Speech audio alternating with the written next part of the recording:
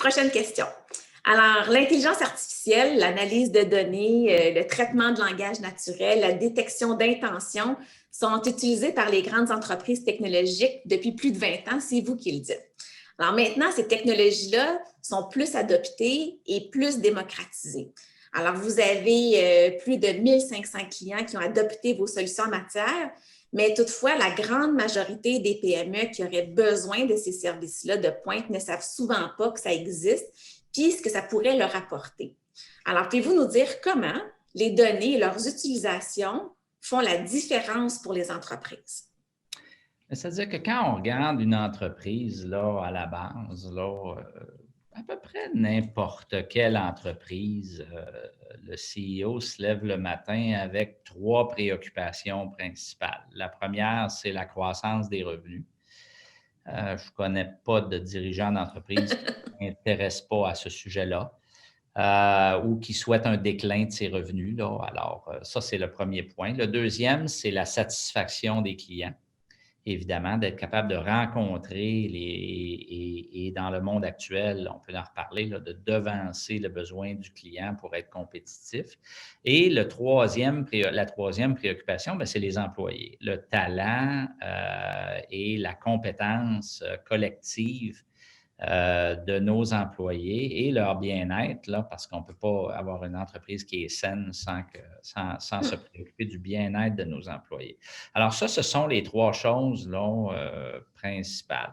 Puis c'est toujours important de commencer par ça, même quand on parle d'intelligence artificielle, parce que fondamentalement, là, c'est de ça que les entreprises veulent parler. Alors, quand on parle d'intelligence artificielle, c'est que fondamentalement, si on regarde la capacité des entreprises à accroître leurs revenus, la capacité des entreprises au niveau logistique, principalement, et la capacité des entreprises à rendre leurs employés de plus en plus, là, on dit en anglais proficient versus efficient, donc compétent versus uniquement efficace. L'intelligence artificielle de nos jours joue un très grand rôle et c'est rendu à un point où ça devient la norme, c'est-à-dire que l'apprentissage machine et l'intelligence artificielle permettent d'optimiser les chaînes logistiques, notamment, et de personnaliser, disons, les expériences clients et les expériences des acheteurs d'une manière qui a complètement changé, disons, l'expectative des humains. On le vit, là, vous le vivez à tous les jours lorsque vous allez sur Netflix, lorsque vous avez acheté des choses sur Amazon, lorsque vous allez sur Airbnb ou sur Wayfair pour acheter des meubles et tout ça.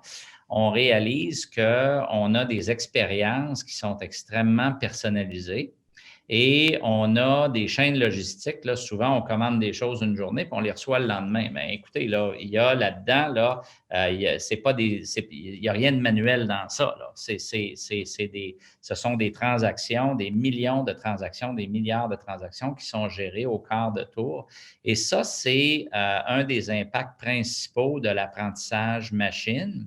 C'est qu'on permet, si on veut, de gérer des très, très grandes quantités de situations, si je mets ça d'une manière simple pour les auditeurs, de manière très, très précise.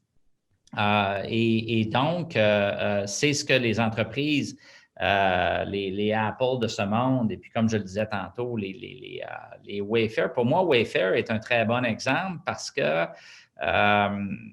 il y a 2000 détaillants là, de meubles là où on va acheter notre table à manger, nos chaises, puis nos laveuses sécheuses et tout ça en Amérique du Nord. Là. Et souvent, c'est des entreprises là, qui ont été démarrées il y a 75 ans. Ça peut être le grand-père qui a démarré ça. Puis on a quelques magasins, Maison Corbeil à Montréal, et puis ainsi de suite. Et puis, soudainement, là, tout allait bien. On a des magasins à l'échelle de la province, du pays, où tout allait bien. Puis, soudainement, bien, il y a une entreprise qui s'appelle Wayfair au Massachusetts. Eux autres, ils ont 2400 développeurs et data scientists, là, des gens spécialisés dans les données. Et soudainement, là, ces gens-là prennent le marché et sont capables d'anticiper le besoin des clients et tout ça.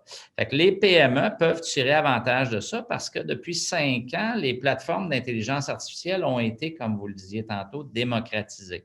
C'est-à-dire que cette technologie-là, elle est disponible.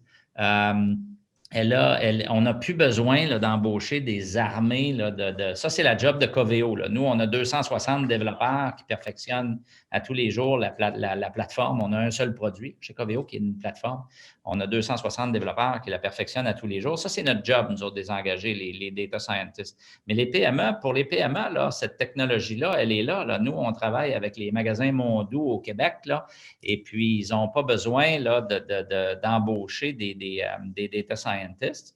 Il s'agit juste de réaliser que non seulement les PME, ce sont des technologies qui sont accessibles aux PME, mais j'irais plus loin que ça. Les PME n'ont pas le choix que d'embarquer dans la parade si elles veulent compétitionner avec les nouvelles exigences de la clientèle, sinon les nouvelles exigences des humains qui souhaitent avoir des expériences extrêmement personnalisées et des chaînes logistiques là, très efficaces. Je ne peux plus commander quelque chose puis vous allez le recevoir en 3 semaines. Il n'y a plus personne qui accepte ça.